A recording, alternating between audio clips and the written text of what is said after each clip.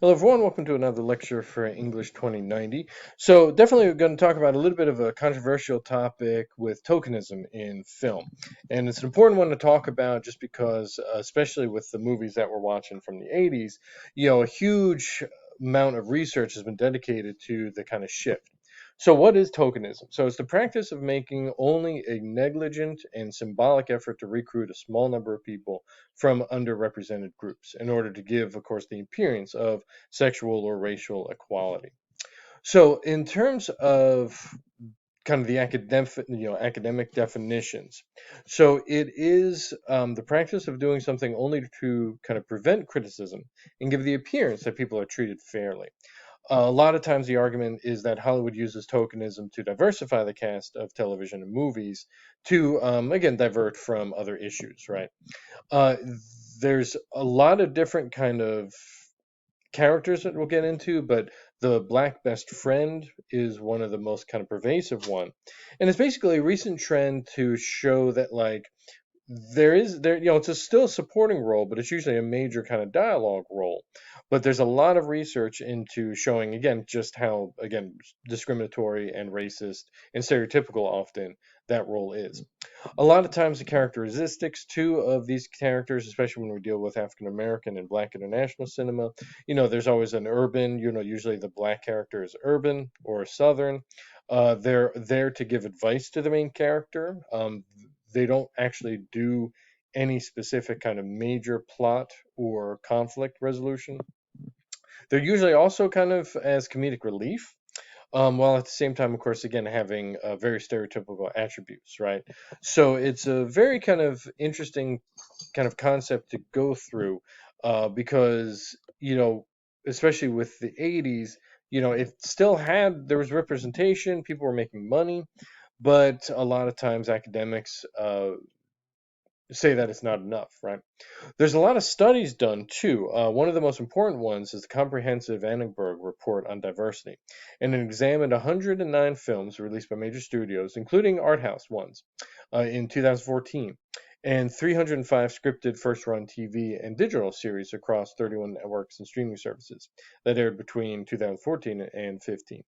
So more than 11,000 speaking characters were analyzed for gender, racial, and ethnic representation, LGBTQ plus status, and so forth.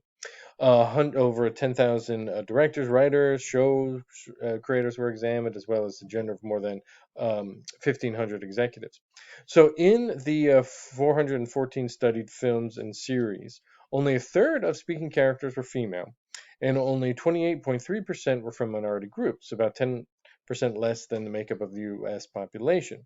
Characters 40 years or older skew heavily male across film with these kind of representations. And behind the camera, the discrepancy is even greater. Directors overall were about 87% white. Broadcast TV directors about 90% white.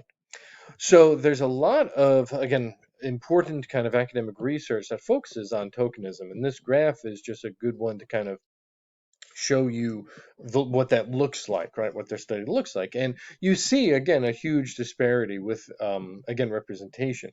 And so tokenism is a very kind of often sensitive topic to talk about, but when we really confront facts about how the Hollywood system, studio system, TV broadcast system, how much they actually skew toward white audiences, white creators, and so forth, it is important to kind of note that. A lot of other kind of character types that you'll see when you talk about tokenism is the magical Negro. And this is when, again, not only do they give advice to typically the white male character or white female character, but they also have some sort of mysticism. So, a couple of you have already researched this for Essay 1 or Essay 2, and a lot of you focus on Green Mile, which is a great one, Bruce Almighty, and all sorts of things where they just again have these kind of mystical roles, right? Some kind of wizard role. Even the Lego Movie, one of your articles had the Lego Movie as one. Whereas again, you just see this kind of character have kind of mysticism connected to it. As I said, another one is the Black Best Friend, and this one is just a perfect example of they have always in a supporting role, still major lines of dialogue, but still not the main lead.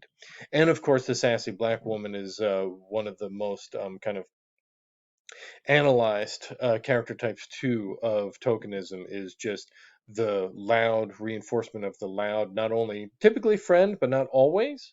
So it's almost a combination of the black best friend with the kind of sassiness. And so there's a lot of kind of overlap there. And so again, when we're going to view these movies, think about, are they treating the African American characters in a way that is realistic, or does it actually follow a lot of these token tropes and stereotypes? Obviously, if you need this in any alternative format, always contact ARC. If not, again, good luck with all the assignments and take care.